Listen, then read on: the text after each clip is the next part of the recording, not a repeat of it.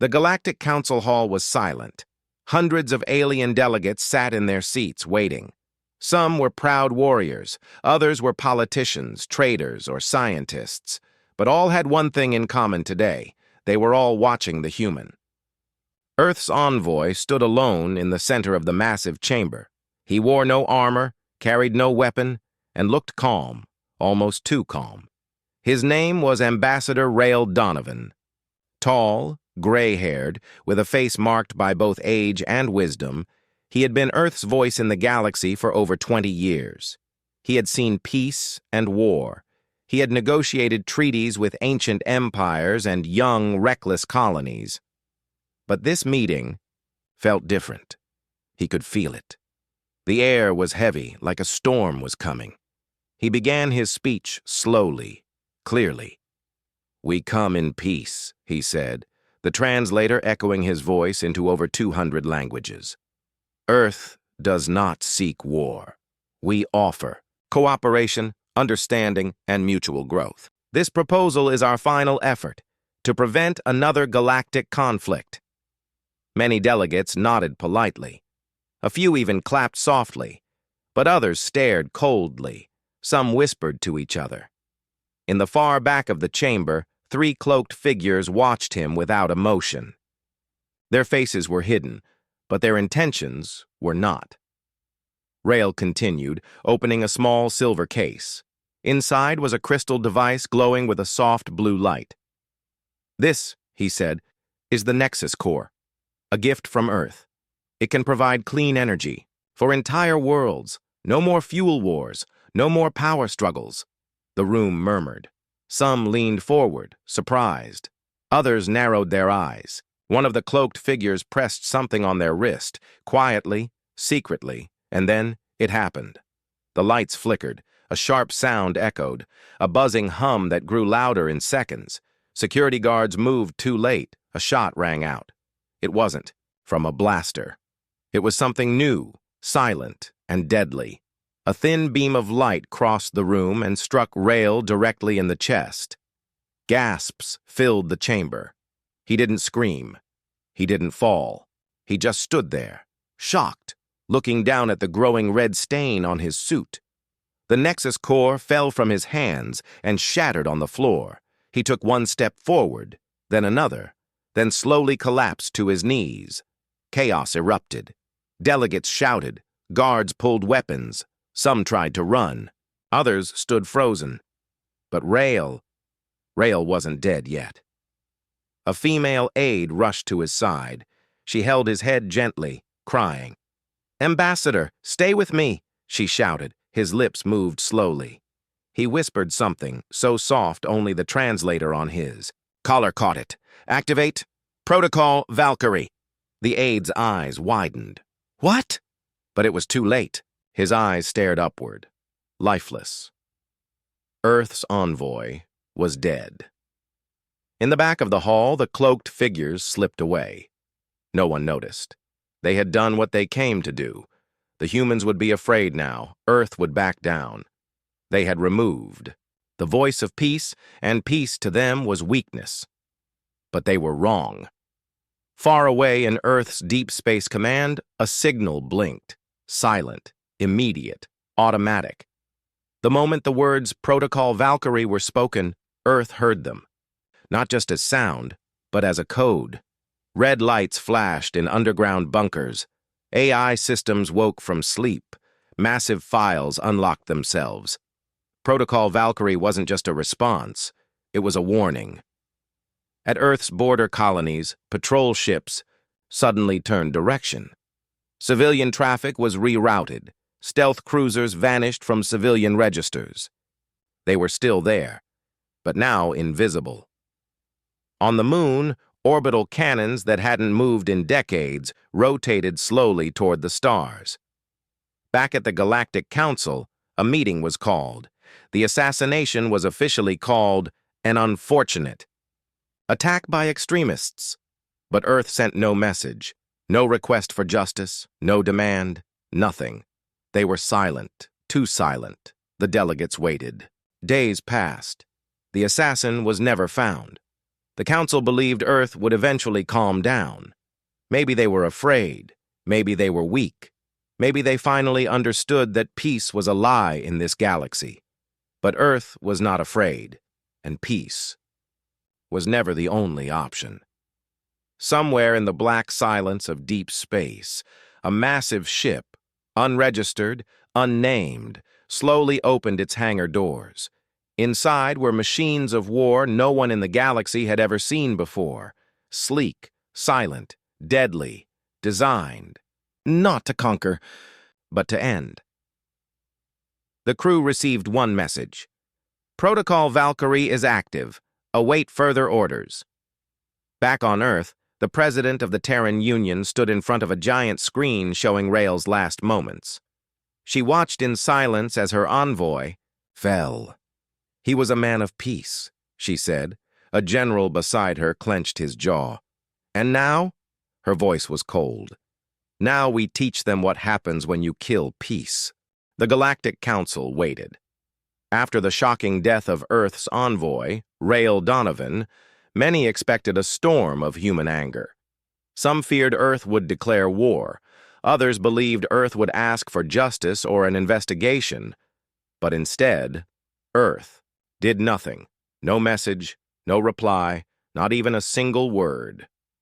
The silence was more terrifying than any threat. 3 days passed, then a week, still nothing. News networks across the galaxy reported the same thing. Earth remained silent. Some thought it was grief. Others believed it was fear. But a few, they were not so sure. General Threx of the Jular Dominion watched the news screens in his warship. "Why don't they speak?" he muttered. "Why no message? No speech? No demand?" His second-in-command, a younger officer, looked nervous. "Maybe they are preparing something," Threx scoffed. "They're diplomats, traitors, scientists. Earth has always talked too much. Now suddenly, they say nothing?" The officer didn't respond. He remembered what his grandfather used to say. A silent human is the most dangerous kind. Meanwhile, small, strange things began to happen. On the outer edges of the galaxy, 3 pirate ships disappeared near a neutral zone close to Earth's borders. The pirates had attacked a lonely transport ship marked Earth Civilian Medical Vessel. It should have been an easy target. But when they boarded the ship, the transmission cut out. Nothing was ever heard from them again. In the deep void near Sector 12, a mining station reported strange shadows moving between asteroids. The station's cameras showed large objects, black as space, slipping past without sound or light. A few workers tried to follow with drones. The drones vanished. The station sent a distress call to the council. No help came. Then 2 council communication hubs went offline. No damage, no explosions, just silence. Like someone had reached in and turned them off. Engineers were sent to repair the problem. They never arrived.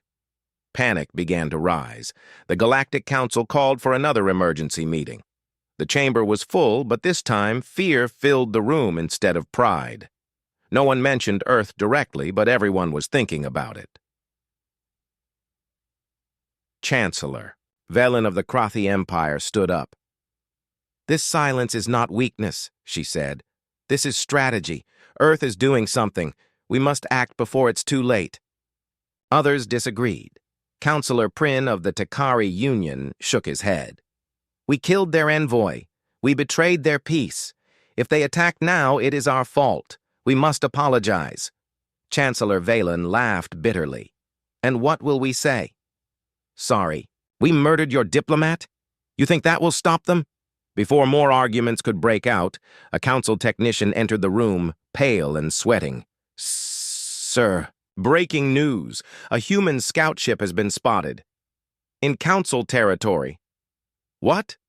Valen turned sharply. "Where?" "Near the Balros Expanse." It didn't respond to hails. It just drifted silently.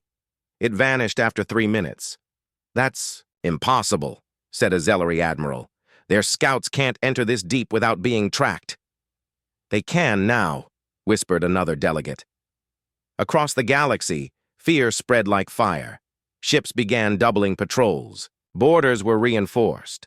And everywhere, people asked the same question. What is Earth doing? Back on Earth, deep inside the hidden bunker beneath the Himalayas, high-ranking officers sat around a dark table. A hologram of Rael Donovan's final. Moments floated in the center. The silence in the room was heavy. Commander Lin tapped a screen. "All listening posts report the same thing. Council fleets are moving nervously. They don't know what we're doing. It's working. General." Hart nodded. "Valkyrie units are already in position. Ghost-class ships are surrounding high-value targets. No one sees them. No one hears them." The president entered. Everyone stood. She didn't smile. She looked at each of them and said, "The council believed killing our envoy would stop us. They thought we were afraid of war." She paused, then leaned forward. "Let them think that a little longer." Back in space, Earth's recon teams continued their silent work. They did not attack. They did not speak. But they watched everything. They watched council fleets train near asteroid fields. They watched war factories load weapons onto dreadnoughts. They watched panicked ambassadors flee planets. One recon unit even slipped into the council's main communication center. It planted a signal device the size of a pin and vanished without being noticed. Hours later, a strange signal began playing across secure channels. "You killed peace. Now meet the silence." Some thought it was a prank. Others feared it was Earth's first warning. Still, Earth said nothing, and that made everyone more afraid. Far away, in a forgotten corner of the galaxy, a fleet unlike any other floated silently. It carried no flags, no colors. Its ships were black, sharp-edged, and deadly. They didn't fly like other ships. They moved like hunters, patient and invisible. Aboard the lead ship, a single screen glowed red with just one word. Await. No. One knew when Earth would strike. No one knew where. But the galaxy was learning a painful truth. Sometimes the quietest enemy is the deadliest one. The Galactic Council waited. After the shocking death of Earth's envoy, Rael Donovan, many expected a storm of human anger. Some feared Earth would declare war. Others believed Earth would ask for justice or an investigation. But instead, Earth did nothing.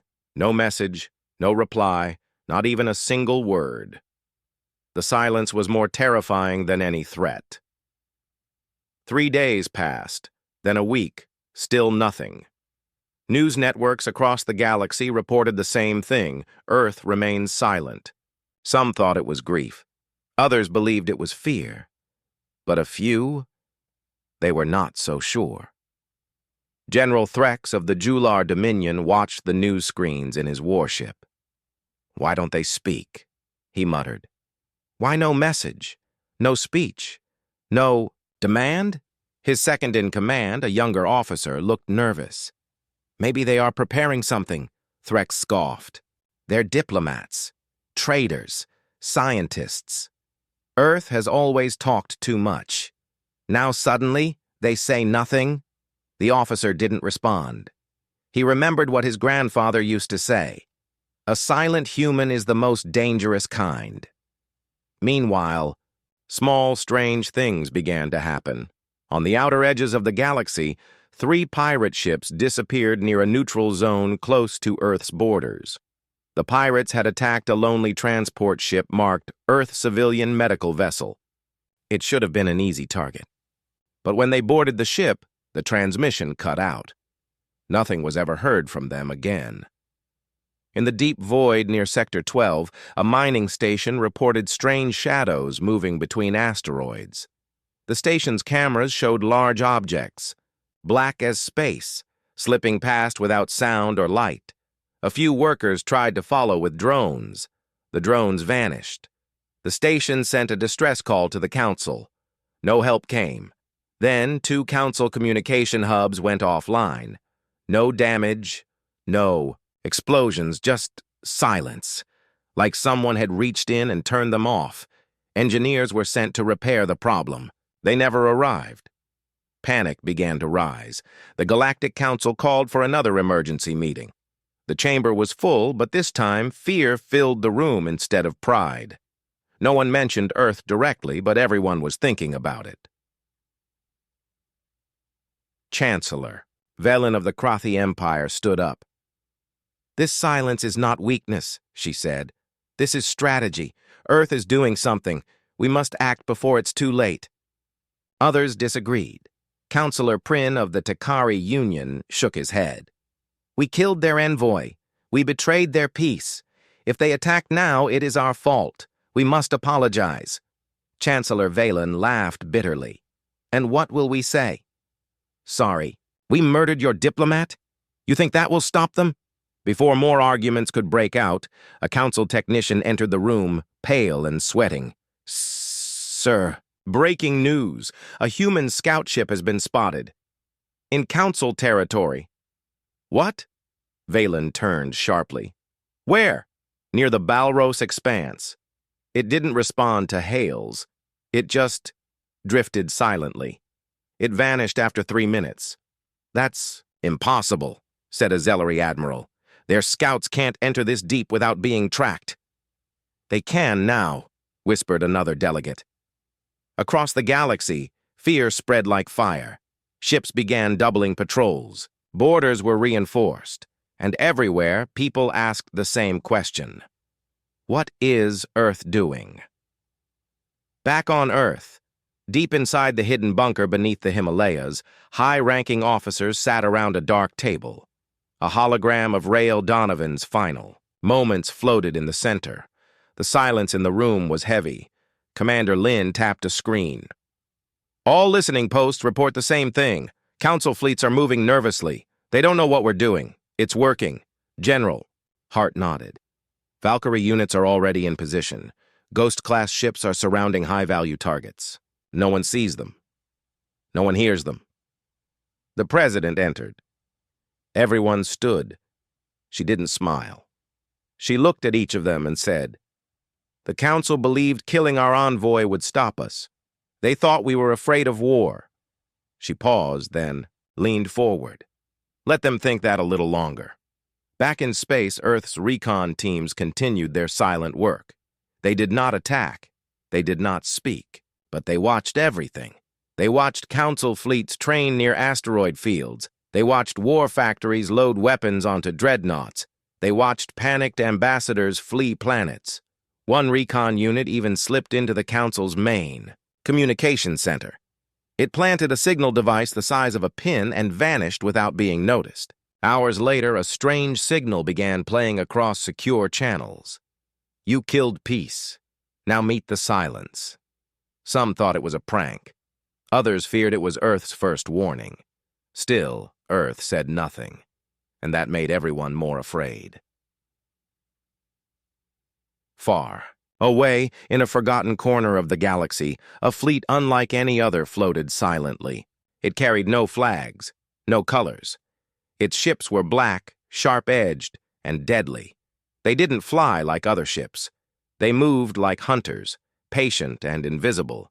Aboard the lead ship, a single screen glowed red with just one word. Await. No. One knew when Earth would strike. No one knew where. But the galaxy was learning a painful truth. Sometimes the quietest enemy is the deadliest one. The Galactic Council met in full session for the first time in months. Every seat was filled, and the mood was tense.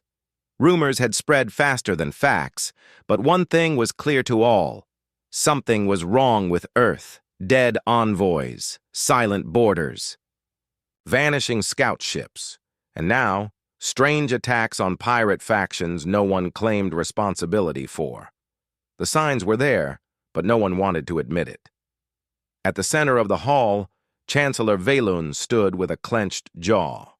Her golden robe shimmered. Under the lights, but her voice was sharp. "We must act," she said. "We killed their envoy, and now they answer us with silence. This is not diplomacy. It is a warning. Earth is planning something." Many nodded. Counselor Prin of the Takari Union stood as well, this time looking more nervous than usual. But we still don't know what they are planning. They haven't fired a shot. They haven't sent a message. There is no proof of war, a voice called from the back. No message is the message. The room fell silent. It was High Admiral Kalor of the Zith Dominion. His skin was dark blue, his eyes sharp with experience. I have fought in 6 wars. I've seen desperate races, angry empires, and rebels with nothing to lose. But never have I seen something like this. Earth is preparing, not to fight, but to finish. His words shook the chamber. But if we admit that, another counselor said, we must also admit we made a mistake, that killing the human envoy started this. Chancellor Velen didn't flinch. Then let us fix the mistake before it's too late. We must offer peace, a true peace. Apologize, compensate, bring Earth back to the table. The hall burst into shouts. Some supported her, others refused. They'll see it as weakness. No, they'll see it as wisdom. They won't forgive us, not for this. But before any vote could happen, the lights flickered. Not just in the chamber, across the council planet. Emergency lights came on. Alarms rang in the background. A security officer rushed into the hall and whispered something into Chancellor Valen's ear. Her face went pale. She turned to the assembly. We are being hacked. Gasps filled the room. By who? They breached our outer network systems. Only one signal is showing. No code. Just a message. The council ordered it to be displayed.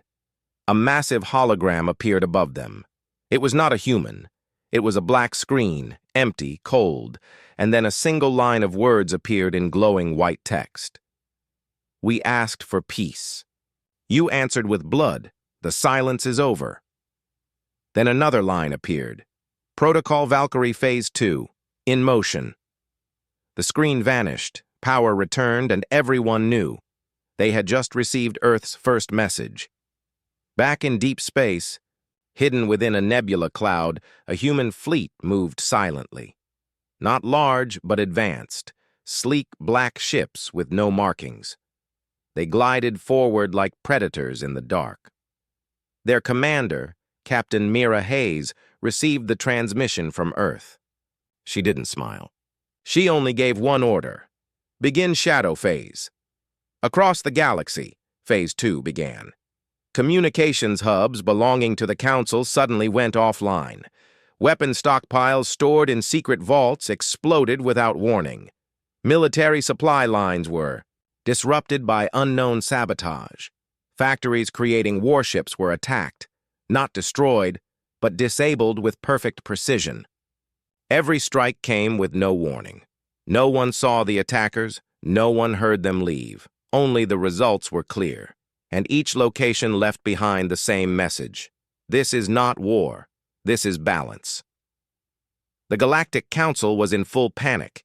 Meetings turned into shouting matches. Alliances began to fall apart. Some races blamed others. Others demanded immediate retaliation against Earth. But how do you fight an enemy you can't find? Some suggested launching an invasion of the solar system. But the last scout ship never returned. Some wanted to blockade Earth's trade routes, but no routes remained. Earth had already pulled every civilian ship back. They were no longer part of the galaxy's economy. They had isolated themselves. Worse, the Council discovered something terrifying. Many of Earth's allies had disappeared. With them, colonies that once traded openly now refused Council contact. Independent systems known to favor Earth had gone silent, and more than a dozen mercenary groups had quietly signed contracts with Terran Command. One counselor finally said, "What everyone feared, they're not alone. They've been building something, preparing us for this moment," and we walked into their trap. The Council made one final effort. A fast diplomatic shuttle was sent toward Earth, carrying a message of peace and apology. It was escorted by 3 warships, just in case. The shuttle reached Earth's outer defense perimeter near Jupiter. It was stopped. No weapons fired, no message returned. The ships vanished from Council radar. And then a single signal returned.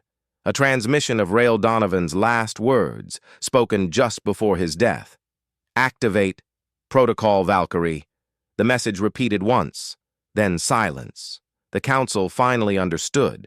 This was not just revenge. This was Earth reclaiming its voice, and they had only just begun to hear it.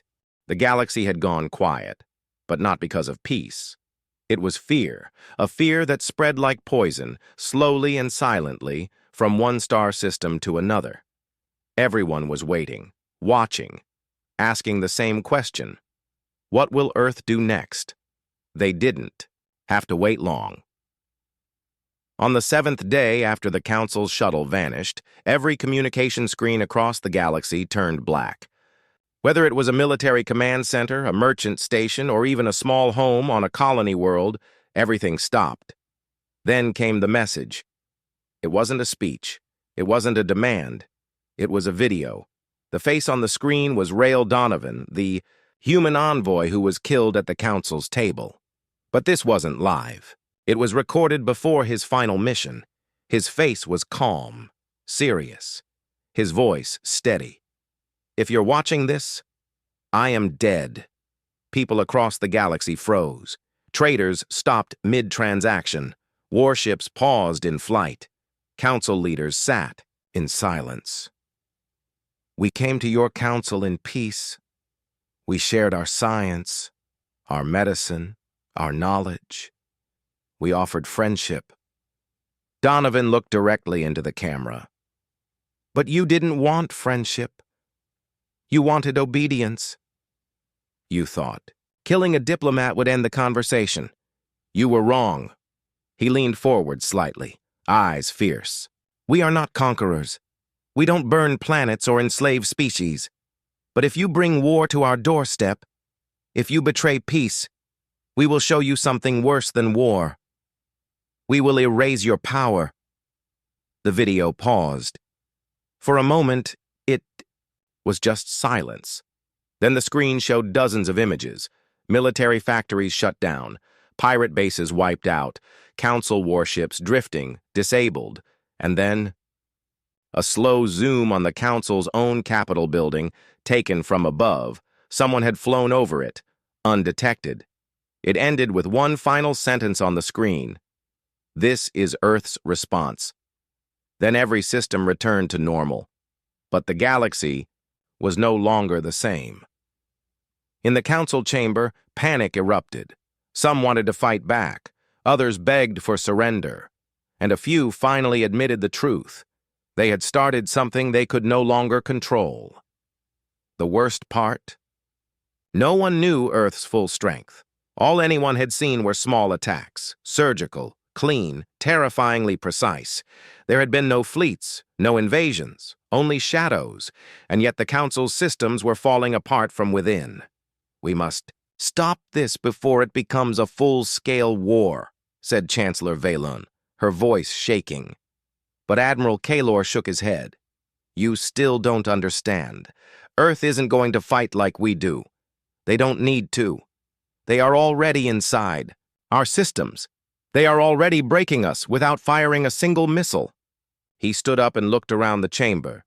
They are showing us the future, and we are not part of it. Meanwhile, Earth was silent again, but behind the silence, everything was moving. In secret Terran command ships, officers monitored Galactic. Traffic, decoded private council transmissions, and mapped every military outpost. They already knew the locations of most council fleets. They knew their fuel levels, their weaknesses, and even their internal political rivalries. They didn't need brute force. They had information, and now Earth's high command prepared the next step, not to conquer but to dismantle. We won't. Destroy them, said President Reva Hart in her underground war room. That would make us like them. But we will leave them broken, unable to rise again. Commander Lin nodded. Operation Eclipse is ready. The data leaks will begin in 12 hours. Earth's plan wasn't just military, it was psychological. Soon, files began leaking across the galaxy, council cover-ups, corruption. Proof that council leaders had stolen funds meant for smaller races. Documents showing they had approved the killing of Rael Donovan. People on dozens of planets rose up in anger, not at Earth but at the council. Mass protests began. Some minor worlds declared independence, and through it all, Earth never said a word. They let the truth do the damage. Even council officers, once loyal, began to question their orders. Some defected, others simply refused to fight, and Earth watched. Aboard the Valkyrie, one of Earth's stealth flagships, Captain Mira Hayes received a signal. It was time. She looked at her crew. Transmit the last message. They nodded. Across the stars, a final communication was sent to the council. Just a few words. You silenced our voice. We became the storm. The council met again, but this time, not to plan war. They wanted to beg, to apologize, to survive. But no envoy dared go to Earth. No ambassador was brave enough to face the planet they had once tried to control. And far above Earth's orbit, hidden by cloaking tech, dozens of human warships stood watch, not to attack, but to make sure no one ever tried again.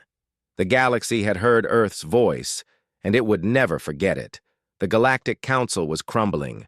What once stood as the symbol of unity across 1,000 worlds was now filled with fear, confusion, and silence. Inside the great chamber, once bright with speeches and songs of peace, the air was cold. The giant flags of different species still hung, but they felt meaningless now. Chancellor Valen sat alone in her private chamber, hands shaking slightly, as she read the latest report. 17 outer colonies had declared independence. 3 council fleets had returned without orders, refusing to act against Earth. And the secret files Earth had leaked, proof of corruption, lies, and the order. To kill Earth's envoy were now public knowledge. Across the galaxy, people weren't just angry at the council. They were ashamed of it. It was the beginning of the end. And Earth hadn't even fired a full volley. Inside a war tent on the planet Drethar Prime, General Korvac of the Zith Dominion slammed his fist into the table. They've humiliated us without a single battle.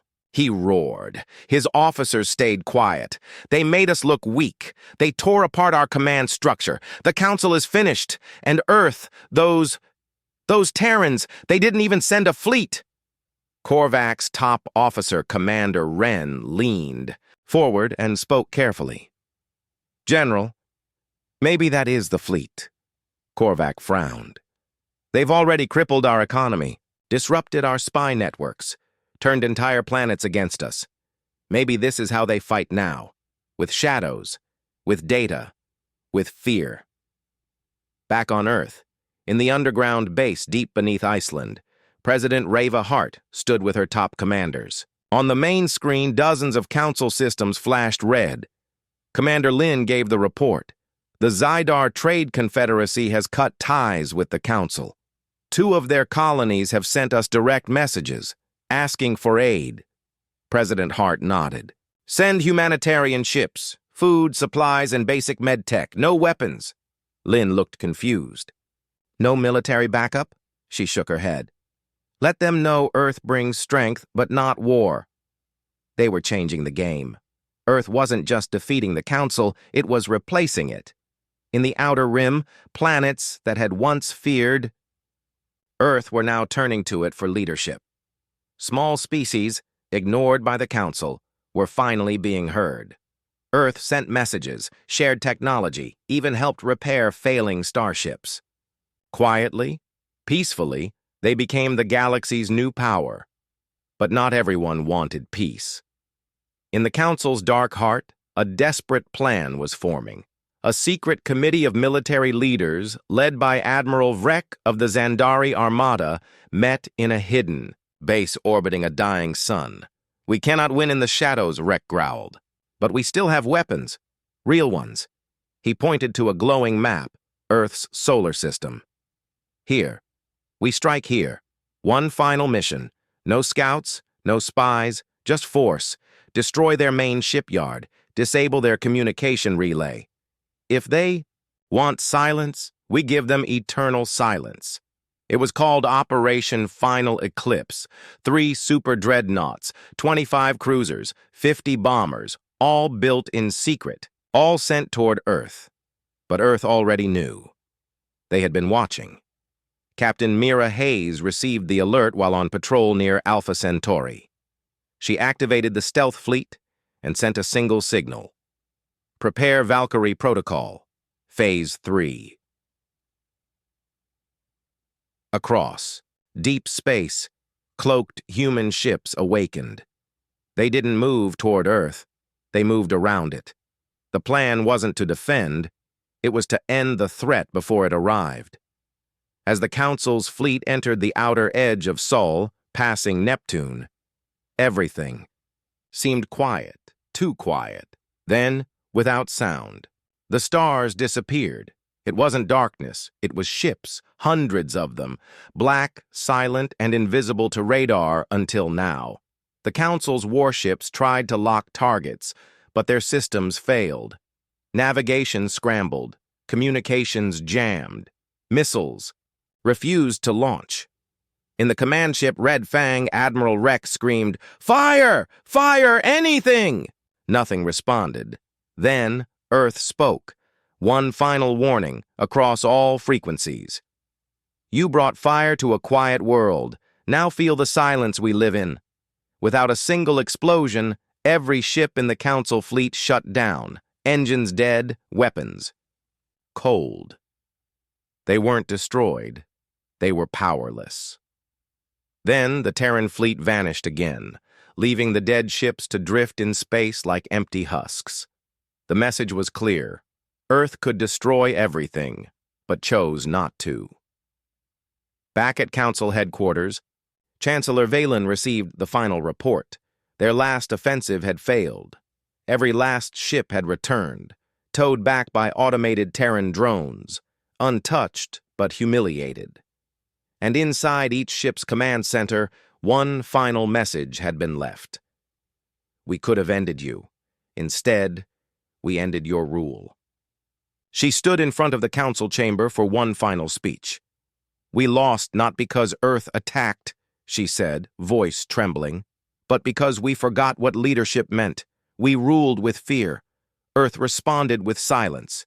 And that silence crushed us.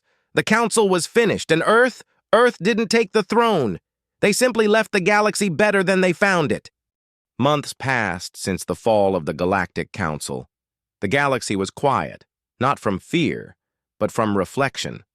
The war that never truly happened had left deeper marks than any battle. Not a single planet was burned, no city was destroyed. But trust in the old system, that was gone forever. In its place, something new had begun. On the neutral planet of Heron Prime, once a backwater trading hub, a large open gathering was taking place. But it wasn't the Council. It wasn't called a Senate. There were no thrones, no high seats, no fancy robes. It was simply called the Forum.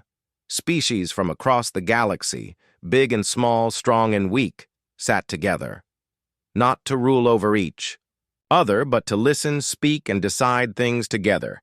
And at the center of it all sat a single human, Ambassador Leon Vos.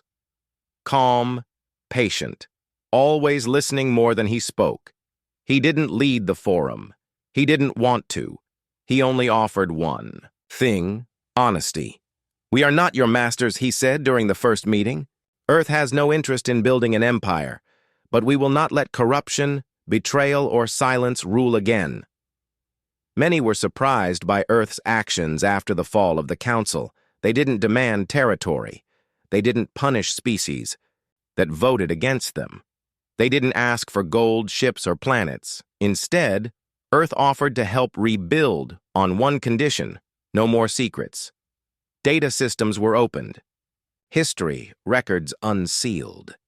Hidden council crimes were revealed and preserved as warnings. For the first time in centuries, the galaxy started telling the truth. On planets like Nerith, where people had once feared even mentioning Earth, schools now taught children about Terran philosophy, about strength with restraint, about speaking when others stay silent, and about how peace must be protected by more than just words. Trade returned, but differently. Earth sent not only goods, but teachers, engineers, and doctors. Colonies once forgotten by the Council were now being rebuilt with Terran assistance. Solar farms, clean water systems, medicine that could cure illnesses the Council never bothered to treat. Some called it the Terran Age. Others called it the Quiet Revolution. But Earth said nothing. They had spoken once, with silence, with precision, with purpose. And that had been enough. Captain Mira Hayes was stationed at a deep space observation post near the edge of the galaxy. She stood by a large window watching a small fleet of refugee ships pass safely through Terran-guarded space. "Hard to believe," said one of her lieutenants, "that we changed the galaxy without ever firing a major weapon." Mira smiled slightly. "That's because we didn't fight the galaxy. We fought fear. We fought lies, and we made them listen without shouting." Back on Earth, President Reva Hart gave a final speech before stepping down from office. It was short, only a few minutes, but those minutes echoed through every corner of the galaxy. "We did not seek power. We only demanded respect. We asked for peace. And when that was denied, we showed them what silence truly means. Now the silence has ended. Not with fire, but with understanding. Let this be the beginning, not of a Terran empire, but of a united galaxy that remembers what nearly tore it apart." There were still dangers in the stars. Pirates still existed. Greed hadn't vanished, but the balance had changed. Now, when threats arose, it wasn't Earth alone that answered. It was the Forum. Nations stood together, and when someone stepped out of line, there was no council to bribe, no vote to twist. There was only truth. The galaxy didn't become perfect, but it became better. And Earth? Earth finally rested. The Terran fleet, once ready for total war, returned home. Not because they were weak, but because they had proved their strength without ever needing to destroy. In quiet halls beneath Earth's surface, Protocol Valkyrie was shut down, sealed, not erased, never forgotten, because Earth remembered. They remembered Rael Donovan, the envoy whose blood became a signal the galaxy would never forget. They remembered the silence that followed, and how that silence became more terrifying than any war. They remembered what it meant to be underestimated, and what it meant to finally be heard. On the moon, there's a memorial now, a simple black stone with 7 words carved deep into it. They thought it ended with him. It began. The stars still shine. But now, they shine on a galaxy that listens, galaxy that remembers Earth's silence and respects the voice behind it.